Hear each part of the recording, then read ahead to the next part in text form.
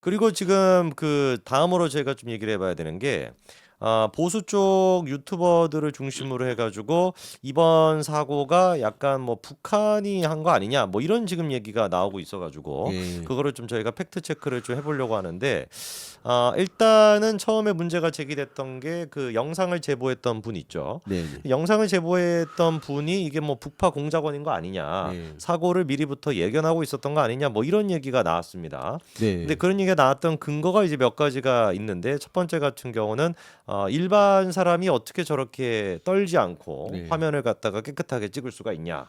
그리고 네. 이제 폭파되고 난 뒤에도 큰일 났다. 약간 이렇게 좀 뭐랄까 좀 그냥 전혀 큰일이 안 난 듯한 그냥 이렇게 어. 차분한 목소리를 얘기했다. 뭐 이런 것 때문에 지금 문제가 있다라는 네, 거거든요. 근데 실제로 그 음. 영상 있잖아요. 그러니까 비행기 폭파할 때 저렇게 영상이 잘 나오기 정말 음. 어떻게 비행기 폭발하는지를 너무너무 잘 보여주는 그런 영상이어서 어떻게 이걸 찍었나 좀 그쵸. 약간 놀랬었어요. 그래서 이제 그 사람들이 방금 얘기하신 것처럼 저거를 어떻게 네. 찍었을까 미리 알고 있었던 거 아니냐 이렇게도 이제 좀 생각하시는 분들이 있는데 네. 일단 그 촬영하신 분이 본인이 이름을 밝혔습니다. 네. 이근영 예, 씨라고 이건영 하고요. 씨. 이 공항에서 한 400m 정도 떨어진 곳에서 이제 그 갯벌 낙지를 파시는 이제 그런 식당을 하고 계시는데 이분이 이제 그 얘기한 내용이 이래 찍게 된 계기가 처음부터 이제 그 착륙을 할 때부터 찍었던 게 아니라 비행기가 이제 그 처음 착륙을 시도했다가 실패하고 예, 다시 실패하고 올라가지 그쵸, 않습니까? 그리고 이제 그 착륙을 처음 시도하기 전에 이제 그 연기 같은 게 터지는 그런 네. 장면도 저희가 봤는데 그때 이제 소리가 난 거를 일단 들었고 그리고 처음에 착륙을 시도할 때 실패하다 보니까 저거 뭔가 좀 문제가 있나 싶어가지고 이제 좀 잘 보다가 이게 활주로 끝에 가가지고 거꾸로 착륙을 시도하지 않았습니까? 네네, 그래서 그렇죠. 그렇게 이제 가는 걸 보면서 야 이거 진짜 뭔가 문제가 있다 네. 싶어가지고 자기 가게 옥상으로 올라가가지고 찍었다라는 거거든요. 오. 그러면은 이제 그 저희가 따져봐야 되는 게 시간상 이게 가능한가 예. 이거를 좀 봐야 되는데 저희 자료 한 가지 좀 띄워주시면은요. 실제로 비행기가 1차 진입을 시도했던 시점이 8시 54분 정도인데 네. 엔진에서 뭔가 이제 그 연기가 발생했던 것도 그 이후입니다. 그리고 난 다음에 9시 정도쯤에 반대 방향으로 진입해가지고 이제 착륙을 시도했던 게 9시 3분 정도거든요. 네. 그러면은 8시 54분에서 9시 3분이니까 한 10분 정도 네. 여유가 있었던 거예요. 네. 그러니까 시간적으로 봤었을 때는 충분히 일단 문제가 있다라는 인식을 해서 뭔가 소리가 나고 이거 좀 이상하다 싶어서 옥상으로 올라갈 만한 시간은 충분히 있었다라고 저희가 볼 수 있는 겁니다. 네, 맞습니다. 그리고 이제 그 다음으로 좀 사람들이 이상하다라고 보는 게 뭐 어떤 분들은 옥상이 아니다라고 얘기하시는 분들도 있는데 그게 이제 그 네이버 지도 같은 거에서 이렇게 구글 그 뭐죠 그 스트릿 뷰로 네. 보면은 이제 뭐 지붕이 이렇게 지붕만 있고 옥상이 없는 것처럼 보이는데 옥상이 실제로 있대요. 그래서 이분이 이제 옥상에 올라가 가지고 찍은 거는 일단 맞다고 근데 합니다. 갯벌 낙지집이 그 공항 바로 옆에 있는 건가요? 공항 바로 앞쪽에 네, 있다 네, 좀 하더라고요. 위험하겠네요. 어떻게 보면. 그러니까요. 500m 앞에 있으니까. 500m. 예. 아, 자, 그리고 이제 지금 이분이 북파 공작원이다라고 하는 얘기가 나오는 게 네. 좀 그 어이없게도 MBC 때문에 지금 이런 얘기가 나오고 그렇죠, 있어요. 그렇죠. 그게 이제 왜냐면은 MBC가 이 사고 장면을 방송하는 생방송 와중에 이번에 이제 그 잘못된 자료 화면이 나가는 그 사고가 네, 있었습니다. 네, 네. 제가 자료 한 가지 좀 띄워주시면은요. 자, 지금 보시는 바처럼 여러 가지 그 뭐 그래픽 같은 게 한꺼번에 이제 송출이 됐던 겁니다. 네. 근데 보시는 바처럼 탄핵 관련 해가지고 817이라고 하는 얘기가 있고 광보 그다음에 이제 그 세 가지 컬러의 배추 그림 그다음에 뭐 우원식 국회의장 뭐 한동훈 전 국민의힘 대표 뭐 이런 이름도 있고 그다음에 대기업들의 CI까지 저렇게 한꺼번에 노출이 됐던 근데 거거든요. 이거 화면 보면은 꼭 진짜 북한 방송 같은 느낌이 막 들지 않아요? 좀 네. 되게 조잡하고 음. 딱 북한 스타일이고 광복이라는 저 글자도 음. 참 신기하네요. 정말 어떻게 저런 방송을 MBC는 내보냈지? 진짜 난 이해할 수가 없어요. 이놈의 나라는 진짜. 그래서 지금 저 자료 화면 잘못 나간 거는 일단 방송 쪽에 있는 사람들한테 물어보니까 방송할 때 이제 그 그래픽 같은 걸 미리 준비해 놓지 않습니까? 네. 그걸 이제 한꺼번에 이제 모아 놓는데 그게 이제 그 잘못 송출이 돼가지고 한꺼번에 이제 자료 화면 같은 게 다 들어간 것 같아요.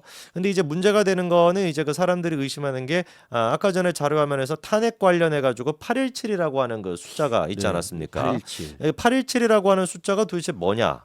그리고 이제 그 탄핵과 관련돼 있다라는 게 이게 무슨 의미가 있냐? 뭐 이게 지금 문제가 되고 있는 것인데 지금 이제 그 보수 쪽 유튜버 분들이 주장하는 게 뭐냐면 이 817이라고 하는 것이 1987년 8월 17일에 북한 북한의 김정일 위원장이 대남 공작 지침을 내린 날로 알려져 있다. 이렇게 지금 해가지고 8.17이라고 하는 게 약간 북한의 이제 그 정보기관이나 뭐 이런 데서 쓰는 지령이고 그리고 8월 17일에 87년 8월 17일에 뭔가 실제로 뭐 대남 공작과 관련된 지침까지 내렸으니 이번에 탄핵 정국이나 이번에 비행기 사고나 이런 것들이 뭔가 북한과 연관이 돼 있는 거 아니냐 이렇게 지금 주장을 하더라고요. 그래서 근거가 뭔지를 좀 찾아봤습니다. 애당초 1987년도 8월 17일에 그런 게 있었는가부터 일단 봐야 되는데 암만 찾아도 안 나와요. 네네. 그래서 이제 그 보수 유튜버를 제가 보니까 다음 자료 보여주시면 이게 이제 그 챗GPT한테 물어본 결과더라고요. 그러니까 챗GPT한테 8.17 북한 지령이 무슨 뜻이냐 이렇게 이제 물어봤더니만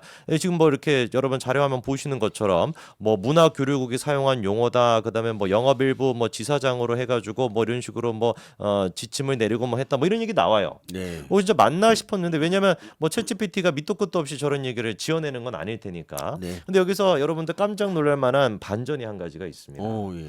다음 자료 보여주시면 8.17 지령이 아니라 8.16 지령이 뭐야라고 물어보면 1986년 8월 16일에 김정일이 무슨 뭐 했다라고 나오고요. 8.25 지침이 뭐냐라고 물어본다면 1982년 8월 25일에 무슨 뭐 지침을 하다랬다 이렇게 나옵니다.